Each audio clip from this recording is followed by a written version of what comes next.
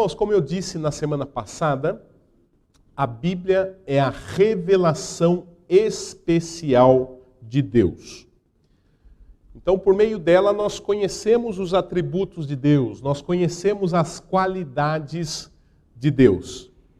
E o livro de Jonas, como também já foi dito na semana passada, ele faz parte dessa revelação especial do Senhor. Por meio desse livro, nós podemos, então, conhecer a Deus, não é? Veja só que eu também já destaquei isso na semana passada. O personagem principal desse texto, irmãos, não é o grande peixe que engoliu a Jonas. Esse grande peixe é citado 4 vezes no livro de Jonas. Também não é a grande cidade de Nínive, que é citada 8 vezes aqui no livro de Jonas. Nem sequer é o profeta Jonas, que é citado 18 vezes. O personagem principal do livro de Jonas é o Deus Criador, que é citado 36 vezes no livro de Jonas.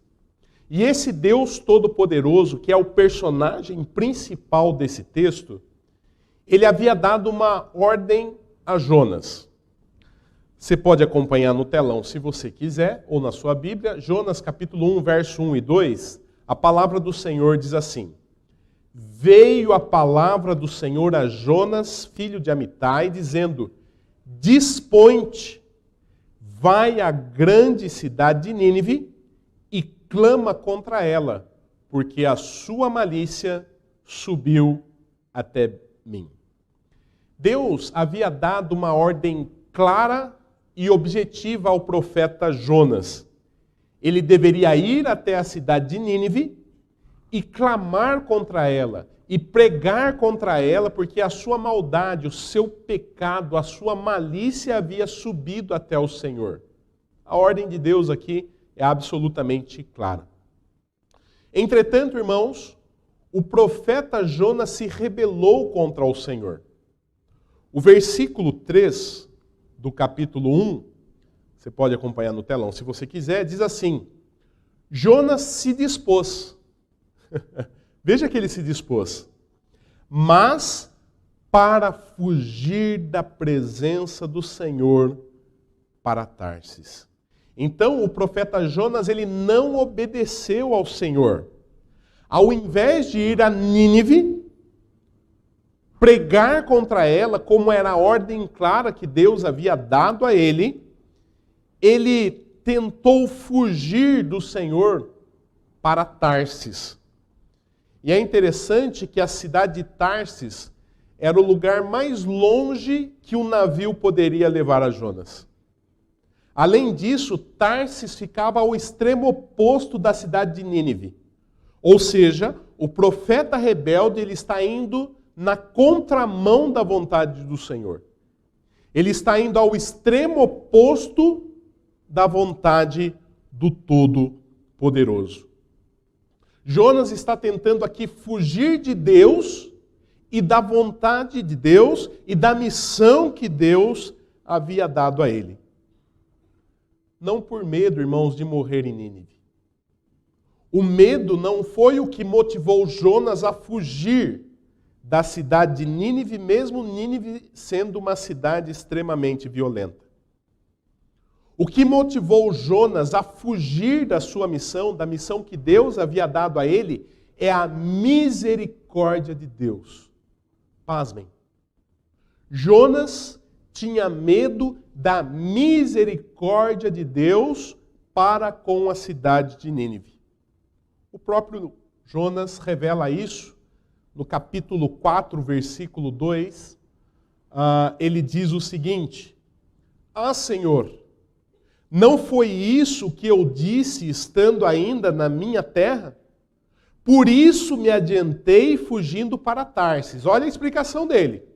Por isso me adiantei fugindo para Tarsis, pois sabia que és Deus clemente e misericordioso, e tardio em irar-se, e grande em benignidade, e que te arrependes do mal.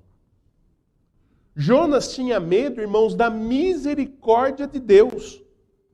Ele tinha medo que Deus usasse de misericórdia, que o povo de Nínive se arrependesse dos seus pecados, que o Senhor clemente e misericordioso não executasse o juízo que ele estava indo lá para pregar. Jonas, ele tinha medo da misericórdia de Deus com a cidade de Nínive. Nínive, irmãos, era a capital da Assíria, o grande império daquele momento que estava expandindo os seus territórios. E para Jonas era muito bom que Deus destruísse a Nínive. Porque se Nínive fosse destruída, se a Síria fosse abalada, Israel, a nação que ele tanto amava, não seria dominada por esse grande império. E é por conta disso, então, por medo da misericórdia de Deus para com Nínive, que ele está caminhando, ele está tentando fugir de Deus, ele está caminhando para o extremo oposto da vontade do Senhor. Mas é impossível, irmãos, fugir da vontade do Senhor. É impossível fugir de Deus. O Salmo 139, versos 7 a 10, diz assim: para onde me ausentarei do teu espírito? Para onde fugirei da tua face? Se subo aos céus, lá estás. Se faço a minha cama no mais profundo abismo, lá estás também. Se tomo as asas da alvorada e me detenho nos confins dos mares, que é o caso dele, ainda lá me haverá de guiar a tua mão. E esse Deus onipotente, ele usou o seu poder, então, a sua grandeza, para trazer o profeta rebelde para o centro da sua vontade. Primeiro, esse Deus soberano, esse Deus onipotente, onisciente, ele envia um forte vento que formou então uma tempestade no mar. E o navio que Jonas estava tentando fugir do Senhor estava a ponto de naufragar, a ponto de despedaçar. Sabe por quê? Porque o vento e o mar estão a serviço do Deus de Israel. As forças da natureza estão a serviço do Deus de Israel. Em seguida, nós vimos na semana passada, os marinheiros lançaram sorte para descobrir quem era o responsável por aquela tempestade. Pois eles eram marinheiros experientes, eles conheciam o mar.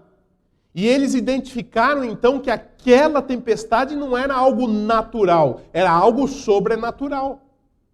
Então eles resolvem lançar sorte em quem é o responsável por isso.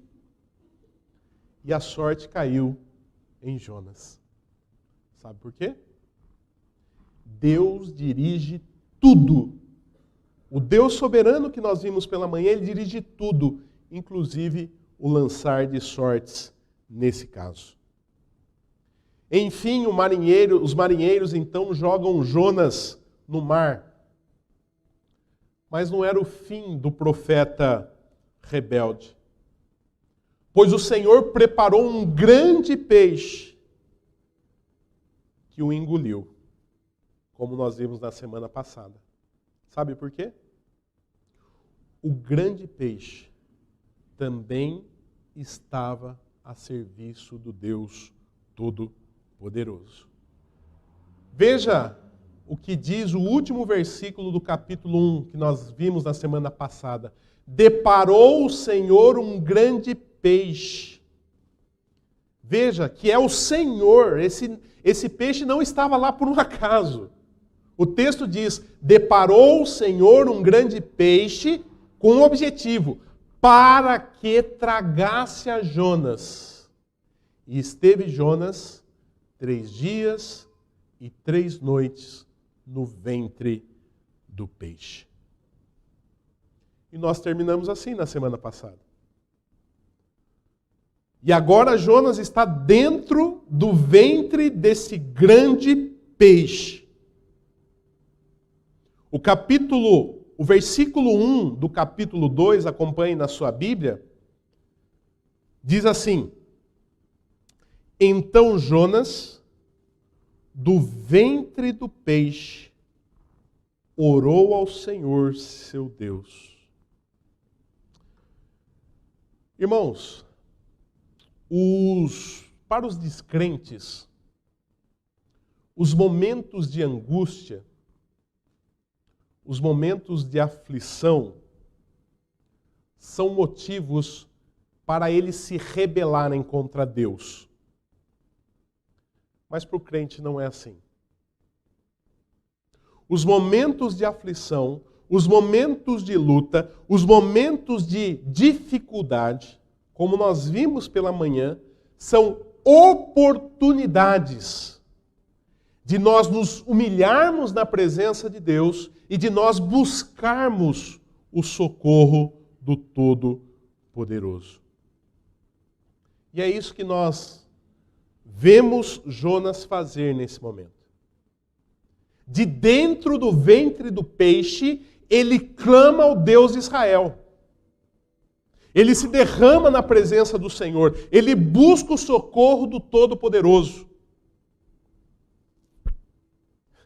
Veja que interessante. Jonas não orou quando ele tentou fugir.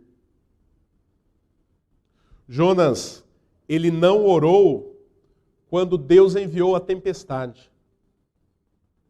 Jonas também não orou quando outros marinheiros estavam clamando aos seus falsos deuses. Ele não orou.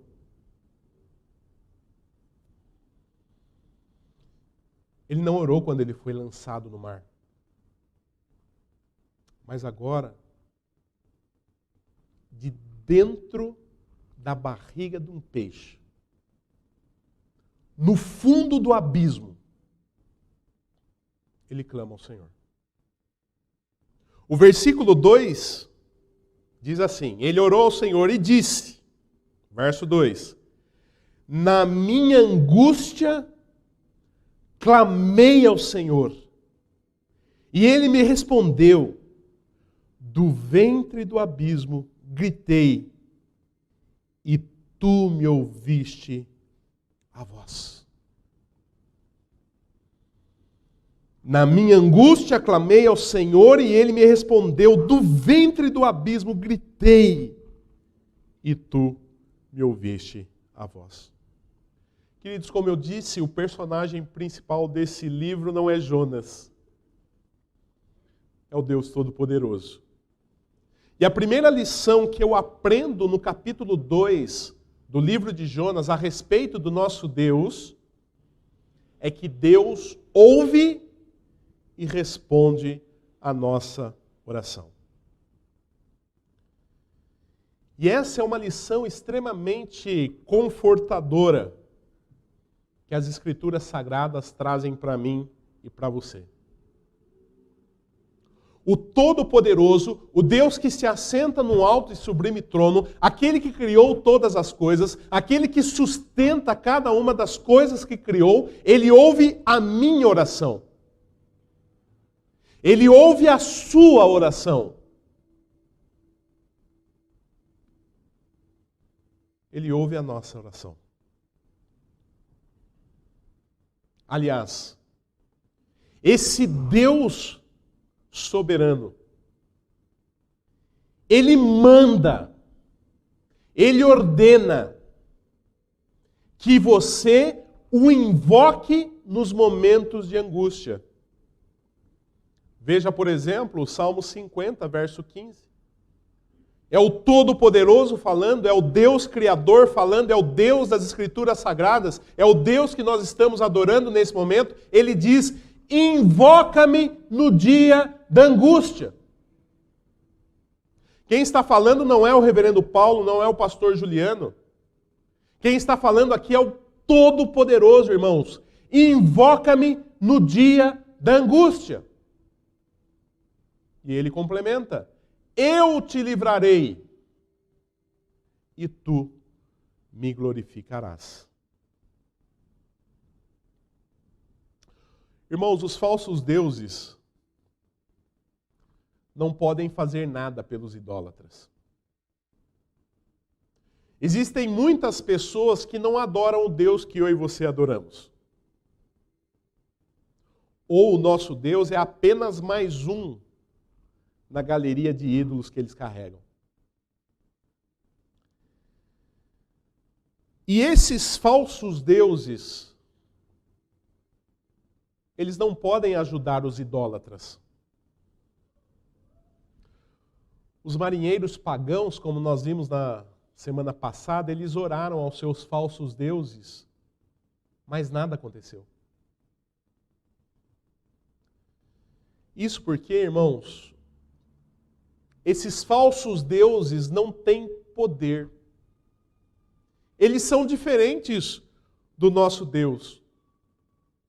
Eles não podem ouvir a oração dos idólatras. O Salmo 115 mostra isso. Ele faz uma comparação. Nós temos um contraste entre os falsos deuses, entre os deuses pagãos e o Deus de Israel, o Deus da Bíblia, o Deus da primeira igreja presbiteriana de Indaiatuba. E o Salmo 115, de 3 a 6, diz o seguinte: olha só, ele começa falando a respeito do Deus de Israel. No céu está o nosso Deus, e tudo faz como lhe agrada. O nosso Deus está num alto e sublime trono, como diz Isaías 6, verso de 1 a 3, por exemplo. E ele está no trono porque ele governa tudo. Como diz esse versículo, ele faz tudo que lhe agrada. Por quê? Porque ele tem domínio sobre tudo. Ele tem autoridade sobre tudo e sobre todos. Esse é o Deus de Israel. Agora veja os falsos deuses, veja o contraste. Prata e ouro são os ídolos deles. Ídolos de quem? Dos pagãos. Prata e ouro. Obra das mãos de homens. Eles são criatura de homens. Tem boca, mas não falam. Tem olhos, mas não veem.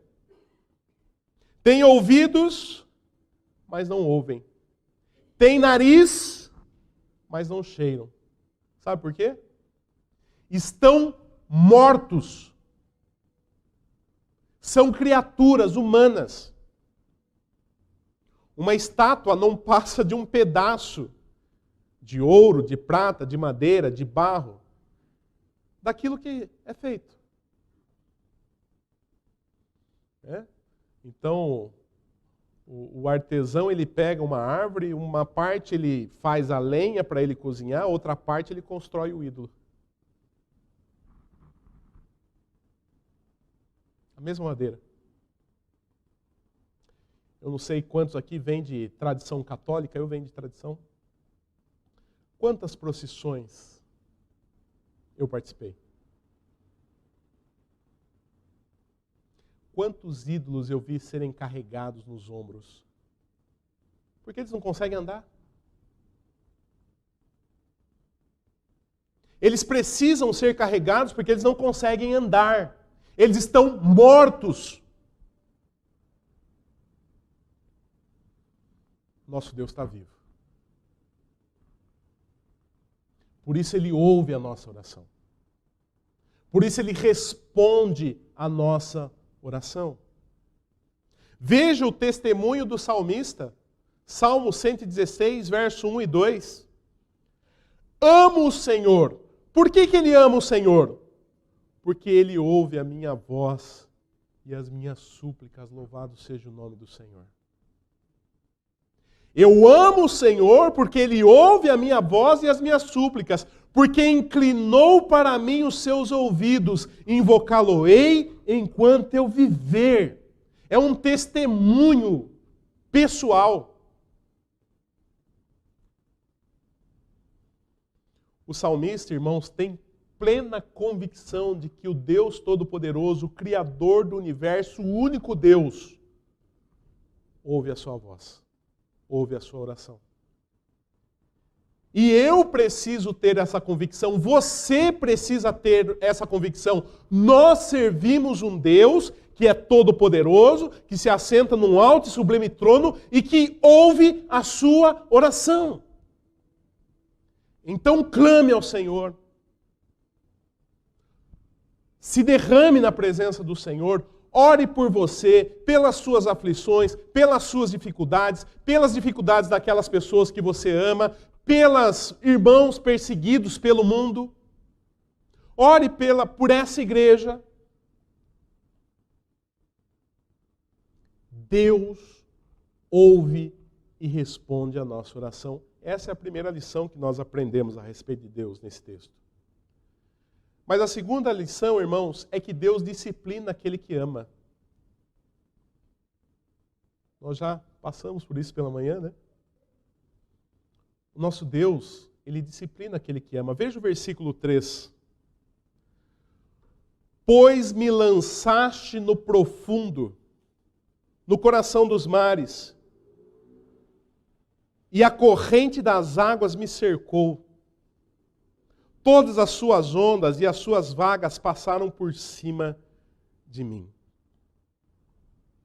Jonas, irmãos, o profeta Jonas, ele sabia que aquela situação adversa que ele estava vivendo não era uma obra do acaso.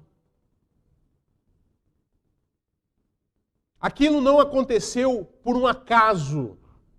Não existem acasos. Quem está agindo aqui é o Deus Todo-Poderoso, aquele que ele havia se rebelado. Olha o que diz aí o versículo 3. Pois me lançaste no profundo, no coração dos mares. Eu sei, Senhor, que o Senhor me lançaste no profundo. É o Senhor quem está agindo. Isso não é obra do acaso.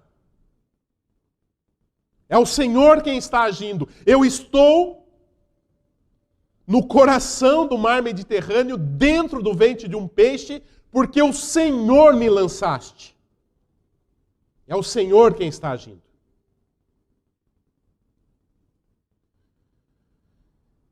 Irmãos, Deus disciplina os seus filhos, e essa é uma lição muito importante. Porque é isso que está acontecendo com Jonas. Jonas havia recebido uma missão. Vai até a cidade de Nínive e prega contra ela. E o que o profeta rebelde faz? Ele desobedece ao Senhor, indo na contramão da vontade do Senhor, indo para o extremo oposto da vontade do Senhor.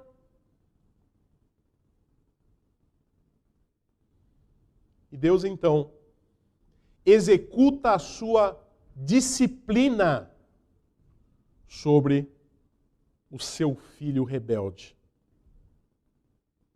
E nesse caso, irmãos, essa disciplina não era para destruir a Jonas. A disciplina do Senhor, assim como a disciplina do pai, nunca é para destruir o filho.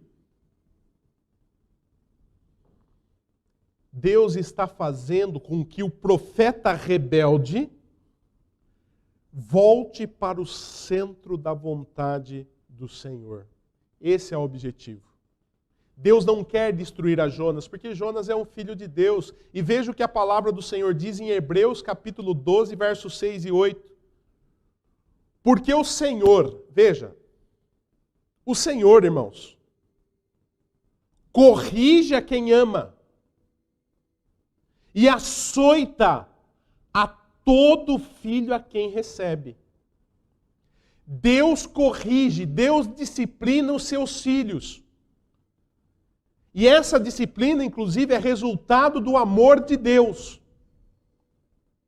Se Deus ama, Ele corrige. Tanto é que o complemento continua, né? O versículo continua. Pois que filho há que o pai não corrige? Mas se estáis sem correção, se Deus não dá a disciplina, logo sois bastardos e não filhos. Porque a disciplina do Senhor é resultado do seu amor. Deus disciplina os seus filhos. Agora veja o verso 4. Então eu disse: lançado estou de diante dos teus olhos, tornarei porventura a ver o teu santo templo. Jonas, ele tem convicção aqui, irmãos, que ele está longe da presença do Senhor e ele lamenta por isso. Ele diz: lançado estou de diante dos teus olhos. Eu estou longe do Senhor, eu estou longe da sua presença. E em seguida ele pergunta: tornarei porventura a ver o teu santo templo? Será que um dia, novamente, eu vou ver o templo do Senhor? Ele quer ver o templo do Senhor novamente, irmãos.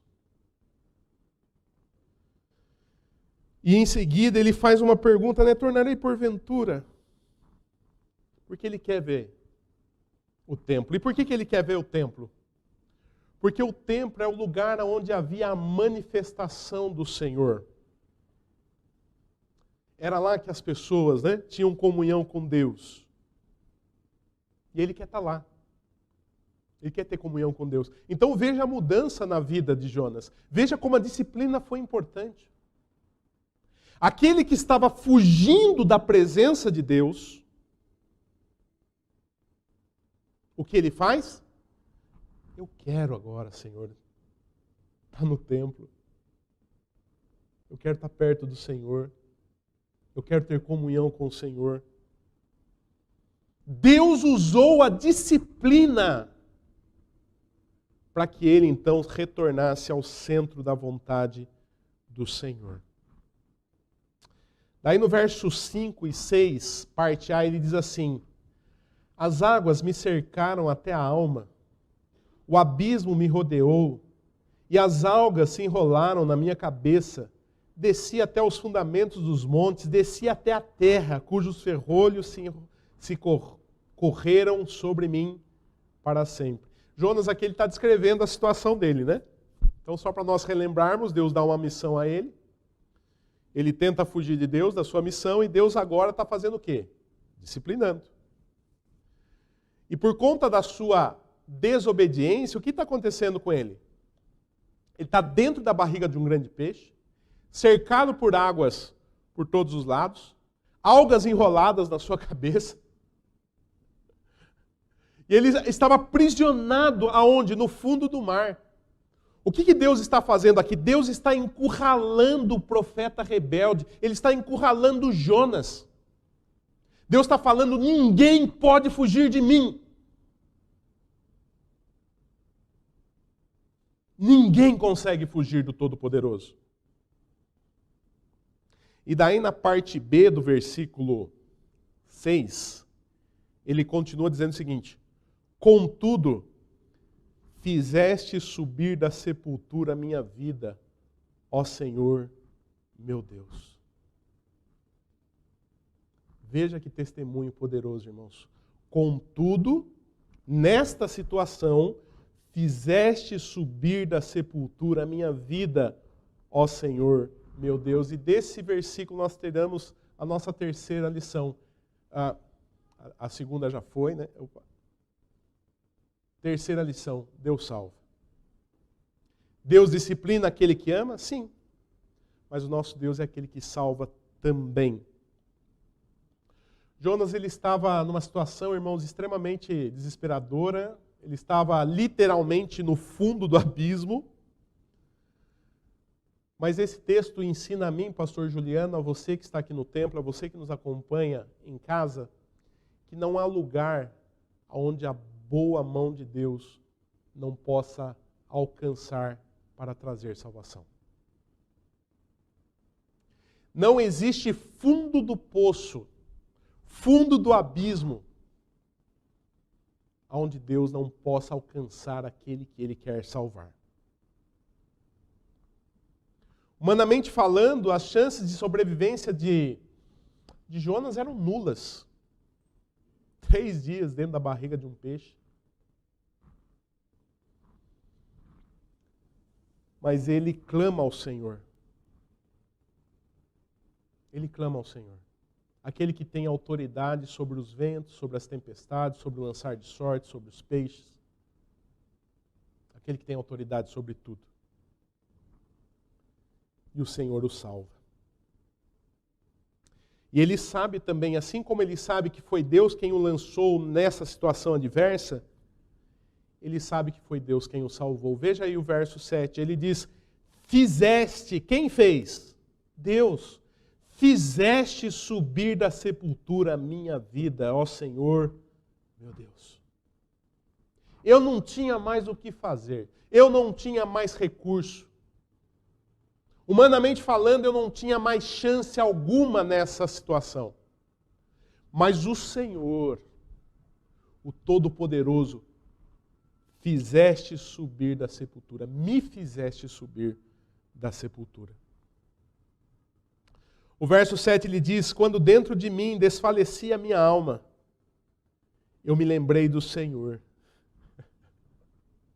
Em nenhum momento até aqui ele tinha se lembrado do Senhor.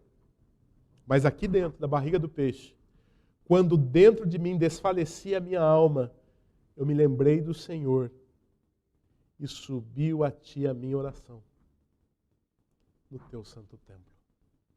Lá do fundo do abismo, a oração do Filho de Deus subiu ao Senhor.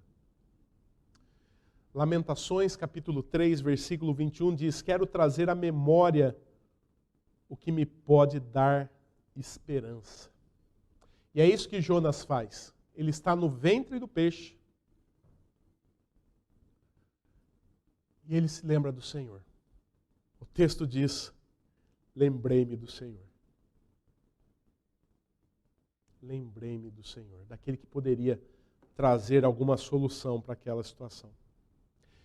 E provavelmente ele se lembrou daquilo que foi dito na inauguração do templo, lá no primeiro livro de Reis, capítulo 38 e 39, quando foi dito o seguinte, toda oração e súplica que qualquer homem ou todo o seu povo de Israel fizer, conhecendo cada um a chaga do seu coração e estendendo as mãos para o rumo desta casa, ouve tu nos céus, lugar da tua habitação, perdoa, age e dá a cada um segundo todos os seus caminhos, já que lhe conheces o coração, porque tu, só tu, és conhecedor do coração de todos os filhos dos homens. Jonas se lembrou que Deus ouve a oração daquele que clama ao Senhor com o coração quebrantado, arrependido dos seus pecados. E é isso que acontece com Jonas. Ele está quebrantado na presença do Senhor, ele clama ao Senhor arrependido dos seus pecados. Agora veja o versículo 8. Os que se entregam à idolatria vã abandonam aquele que lhe é misericordioso. O texto diz que aqueles que se entregam à idolatria, eles abandonam a Deus, e é exatamente isso que Jonas fez. Jonas deixou um ídolo tomar conta do seu coração, por isso que ele tenta fugir do Senhor. Mas qual o ídolo, pastor? Que ídolo é esse que fez com que Jonas fugisse da presença de Deus? Quem tomou o lugar de Deus no coração de Jonas? Irmãos, a resposta é a nação de Israel. como eu já disse no início do sermão, ele não tinha medo de morrer na cidade de Nínive. Ele tinha medo da misericórdia de Deus, que Deus fosse misericordioso com Nínive, porque Nínive era a capital da Síria. Se Deus destruísse Nínive, a Síria ia ficar enfraquecida e não poderia dominar sobre Israel, a nação que ele tanto amava, o ídolo do seu coração. Percebe? Mas agora Jonas está disposto a abandonar os seus ídolos e a se voltar ao Senhor. O verso 9 diz: mas com a voz do agradecimento eu te oferei sacrifícios, o que votei pagarei, ao Senhor pertence a salvação. Aqui Jonas expressa a sua alegria, né? Da reconciliação com Deus, ele fala de agradecimento, de oferecer sacrifícios ao Senhor, de pagar votos ao Senhor. Muito legal, mas eu quero me concentrar aqui na última frase. Ao Senhor pertence a salvação. A salvação pertence ao Senhor. Irmãos, esse é o tema desse livro. É a mensagem central desse livro. Ao Senhor pertence a salvação. Anota aí que vai cair na prova. Ao Senhor pertence a salvação. E quando nós falamos em salvação, irmãos, nós não podemos deixar de falar a respeito de Jesus Cristo, nosso Senhor e Salvador. Por causa do pecado, irmãos, todo ser humano está longe de Deus. Está fugindo da vontade do Senhor. E ele precisa o quê? De reconciliação. Ele precisa ser salvo dessa condição terrível que é estar longe da presença do Senhor. Ele precisa ser salvo. E essa salvação não se encontra em religião. Não se encontra em boas obras. Não se encontra em mérito próprio. A salvação, ela está em Jesus Cristo. Um relacionamento verdadeiro com o Senhor Jesus Cristo. Atos capítulo 4, verso 12 diz: e não há salvação em nenhum outro. E o texto está falando aqui de Jesus Cristo. E não há salvação em nenhum outro, porque abaixo do céu não existe nenhum outro nome dado entre os homens pelo qual importa que sejamos salvos. Todo ser humano precisa ter um encontro genuíno com o Senhor. Com o Senhor Jesus Cristo. Porque todos nós estamos numa má situação sem Cristo. Talvez você não esteja dentro da barriga de um peixe. Talvez não, eu tenho certeza que você não está dentro da barriga de um peixe. Mas se você não tem o Senhor Jesus como seu único e exclusivo Salvador, a sua situação é pior do que a de Jonas. E se você não for tocado pelo Senhor, se Deus não abrir o seu coração, se Deus não colocar a fé salvífica no seu coração, se você não se arrepender dos seus pecados, se você não reconhecer Jesus Cristo como seu único, exclusivo e suficiente Salvador, se você não abandonar os ídolos como fez aqui Jonas, você vai perecer no inferno de fogo. Somente em Jesus a salvação. E a minha pergunta para você que está aqui no templo, para você que está em casa é: você já é um cristão genuíno? Eu não perguntei se você é filho de cristão genuíno, se você é membro da igreja, se você é dizimista. Não é isso que eu perguntei. Se você assiste os cultos pela internet. A minha pergunta é: você já teve um encontro genuíno com o Senhor Jesus Cristo? Ele já é o Senhor da sua vida. Ele já está trabalhando na sua vida. Ele já é o maior amor da sua vida.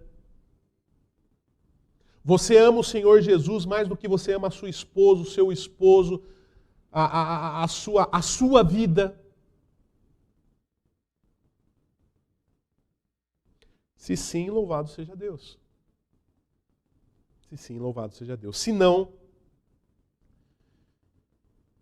você precisa de salvação e a salvação está apenas em Cristo Jesus. Mas voltando aqui para o texto, irmãos, o verso 10 diz: falou, pois, o Senhor ao peixe, e este vomitou a Jonas na terra.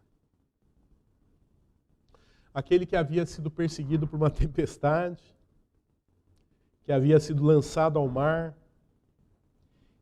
que havia sido engolido por um grande peixe, passou 3 dias e 3 noites na barriga desse peixe.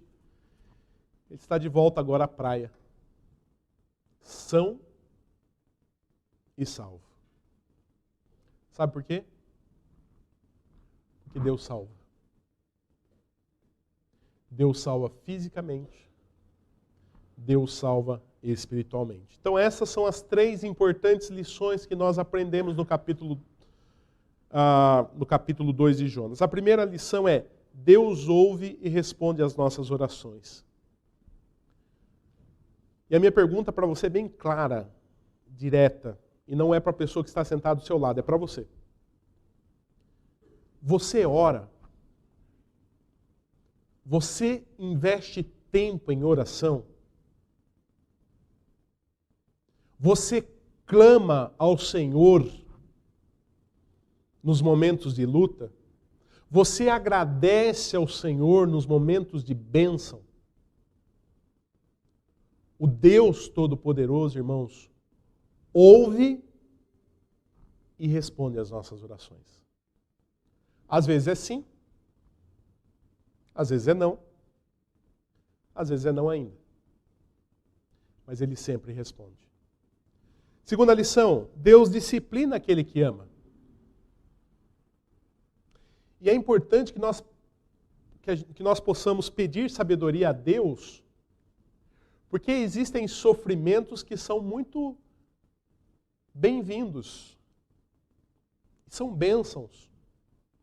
Ser perseguido por Cristo, por exemplo, é uma bênção. Glórias sejam dadas a Deus, né? O texto lá bíblico diz, né, a vós vos foi dado a graça não apenas de sofrer, de crer, mas também de sofrer por Cristo Jesus. É uma bênção. Então esse é o sofrimento que vale a pena. Mas existe sofrimento que não vale a pena. O sofrimento que é resultado do pecado. Quando você peca, existem consequências. Nós estamos vendo isso na vida de Jonas. Então avalie a sua vida. Puxa, eu estou sofrendo, isso aqui é um sofrimento que é resultado de obediência a Deus, legal. Mas será que não é resultado de desobediência? É importante, porque Deus disciplina o filho que ama. Peça discernimento ao Senhor. Terceira lição: ao Senhor pertence a salvação. Então, seja grato a Deus. Se você já encontrou o Senhor Jesus Cristo, seja grato a Deus. E se você já encontrou o Senhor Jesus Cristo, segunda aplicação, seja grato a Deus, evangelize. Nós já falamos disso na liturgia. É nosso dever, é nossa responsabilidade evangelizar. Não existe salvação para o seu filho que está caminhando a passos largos para o inferno fora de Jesus. Não existe salvação do inferno para o seu cônjuge que não é cristão, que está caminhando a passos largos para o inferno fora de Jesus. Não existe salvação para sua mãe, que é uma idólatra, que está caminhando a passos largos fora de Jesus. E eu estou sendo enfático porque essa é a lição mais importante que nós podemos ter nessa vida. Não existe pessoa legal. Essa pessoa é tão boa, né? Só falta Jesus, então falta tudo. Falta tudo. Porque salvação só em Jesus. A salvação pertence ao Senhor. Então vamos evangelizar, irmãos. Que Deus nos dê a graça de evangelizarmos também. Amém?